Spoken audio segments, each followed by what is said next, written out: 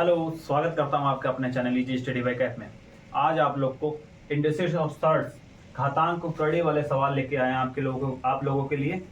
कोई formula use नहीं करना होगा आपको, सिर्फ आपको कुछ कॉन्सेप्ट सीखना होगा। वो कॉन्सेप्ट आपको बस मात्र 2 सेकंड लगेंगे आपको वो सीखने के लिए। आप उस कॉन्सेप्ट को सीख जाएं, उसके बाद आप उन सवालों को बहुत ही आसानी से निकाल सकेंगे। मात्र देखते ही बिना पेन उठाए उन सवालों को निकाल सकते हैं आप। ठीक है, चलिए चलते हैं अपने सवाल की तरफ, देखते हैं अपने सवाल कि कैसे सवालों को किया जाए। तो आइए, अपना पहला सवाल है 3 की पावर x प्लस 3 माइनस 243 बराबर 0। तो x का मान क्या करना है? तो आपको सबसे पहले यहाँ पे देखना है कि यहाँ पे 3 है, हमें पावर सेम कर लेनी है। ये आ गया 3 की पावर x प्लस 3, ये उधर चला जाएगा तो प्लस में आ जाएगा 243।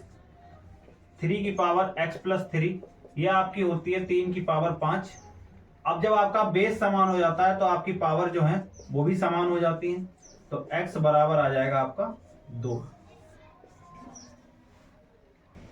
तो हमारा अगला सवाल है under root 30 plus under root 30 plus under root 30 plus under root 30 plus dot dot dot infinite.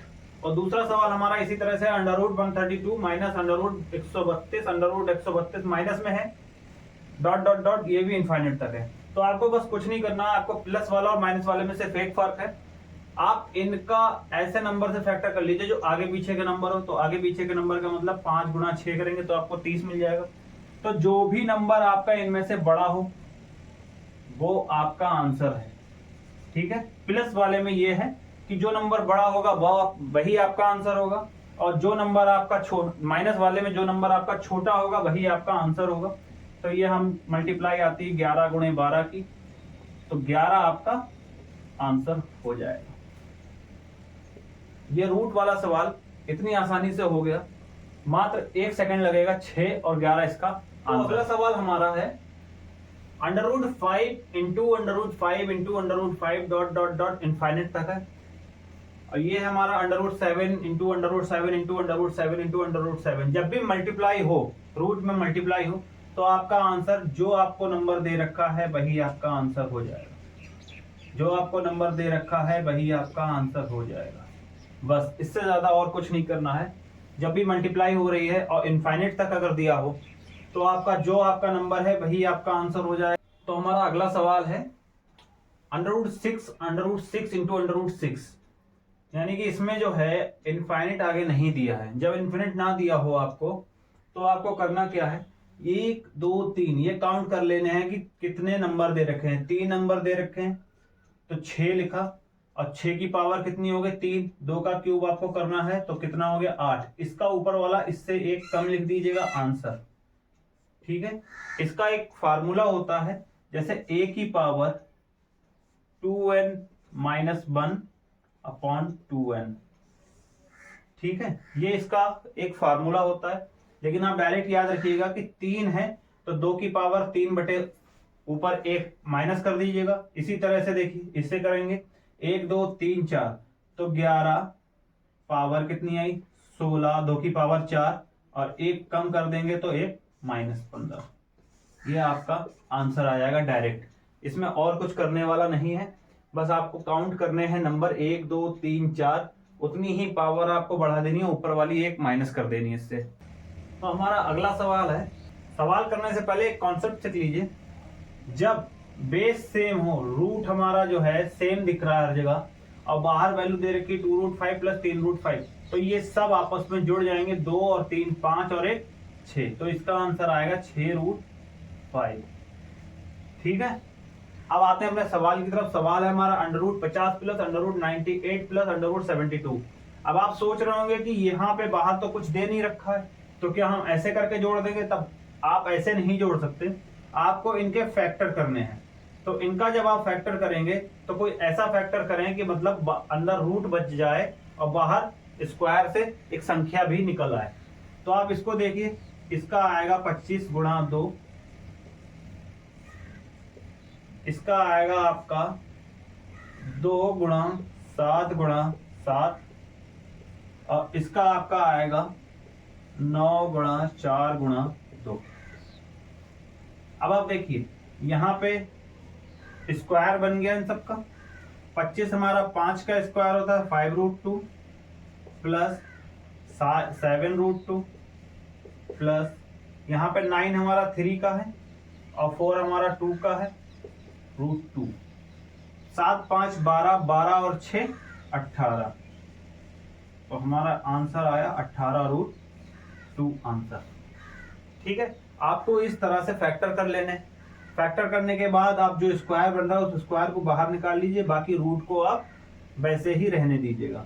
ठीक, आपका आंसर। ये एक कॉन्सेप्ट है, इस पे सवाल बनते हैं। ठीक है, इस कॉन्सेप्ट को समझिए कि ये कॉन्सेप्ट आपको बिना फार्मूले के कैसे करना है। वैसे ये फार्मूले से होगा तो इस तरह से होगा a + b² या a - b², इस फार्मूले से होगा। लेकिन आपको फार्मूला यूज नहीं करना, आपको डायरेक्ट देखना है। जब भी आपके रूट के बाहर ये कोई संख्या ऐसे दे रखी है, जब आपके रूट के बाहर संख्या दे रखी हो तो आपको ये देखना है, इसको देखना है, ये संख्या आपके अंदर क्या है रूट के। तो आपको करना यह है कि ऐसी संख्या सोचनी है जो गुणा करने पर 6 और जोड़ने पर 5 हो। ठीक, तो ऐसी संख्या होती है 3 और 2।